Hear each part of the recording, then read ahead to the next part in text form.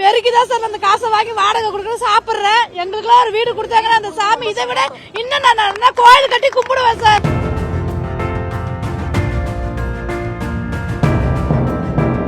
நாங்க பாத்தீங்கன்னா காலையில எங்களால டீ கூட குடிக்காம வீட்டுல இருந்து வந்துருவோம். ஆனா பாத்தீங்கன்னா இந்த வேலையில வந்து எங்களுக்கு காலையில உணவு கொடுத்து வயிறார பசியார எங்களை வேலை செய்ய சொல்லியிருக்காங்க. எங்களை இந்த நிறுவனத்துக்கு நாங்க வேலைக்கு வந்ததுக்காக ரொம்ப பெருமைப்படுறோம். நாங்க முதல்ல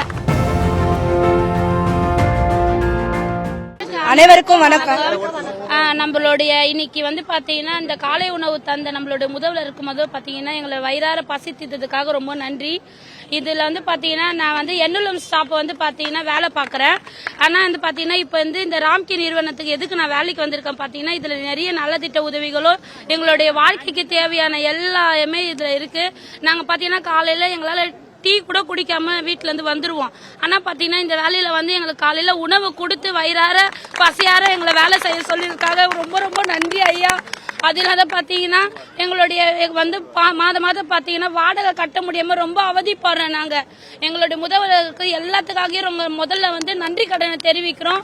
வாடகை கட்ட முடியாது. ஒவ்வொரு மாதமும் 5000 6000 ஒரு வருஷத்துக்கு ஒரு முறை வந்து வாடகைக்காரங்க வந்து 1000 ரூபாய் 2000 ரூபாய் ஏத்தினே இருக்கிறாங்க.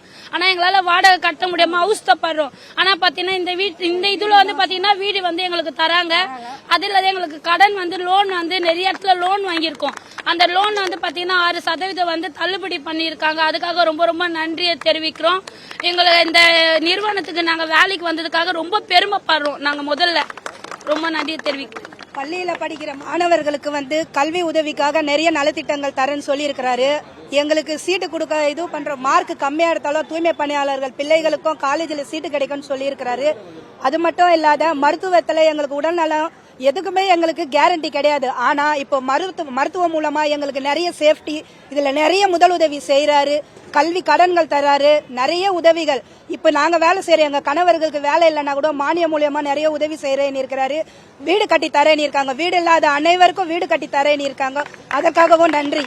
நிறைய நலத்திட்டங்கள் மகளிர் உரிமை தொகையிலிருந்து இலவச பஸ்ல இருந்து இன்னும் மகளிருக்கு நிறைய செய்யறாரு. அதற்காக மிகவும் நன்றி. முதல்வர் அவர்களுக்கு நன்றி.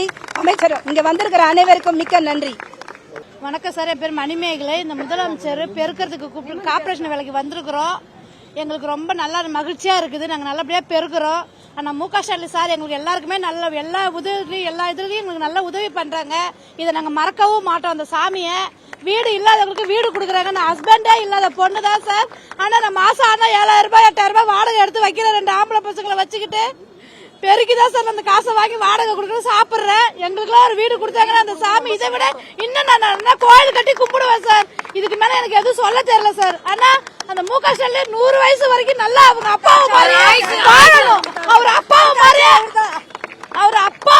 அவர் 100 வயசு வரைக்கும் நீண்டு வாழணும் வாழ்த்துறோம் நாங்க. இதுக்கு மேல என்ன சார் பேசுறது? வீடு இல்லாதவங்களுக்கு வீடு கொடுக்கணும் அந்த சாமி. அதுதான் நினைக்கிறோம். எங்களுக்கு இந்த வேலைய சம்பளத்தை ஏத்தி எங்களுக்கு பெண் உரிமையை முன்ன கொண்டு வந்து அவர் நிறுத்தணும். அவ்வளவுதான் சார் என்னால கேக்குறேன். செய்திகளை உடனுக்குடனும் துல்லியமாகவும் தெரிந்து கொள்ள சப்ஸ்கிரைப் பண்ணுங்க.